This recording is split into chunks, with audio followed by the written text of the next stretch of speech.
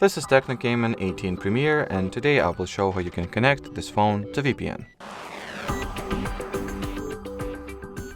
So to start, you will need to launch the Google Play Store and download the free Turbo VPN app.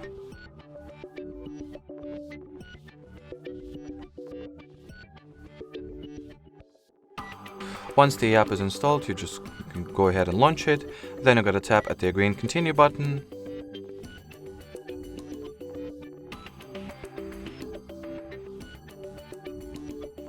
Then skip this ad. Over here, in order to finally set up the VPN connection, tap at the caret icon and then confirm or accept the connection request. Onwards, close this ad. While at it, you can change the server that you're currently connected to, or simply saying reconnect yourself to other country, city, or server in general. And if you would like to turn the VPN off, tap over there, choose the disconnect option, and that will be it. So thanks for watching, and bye bye.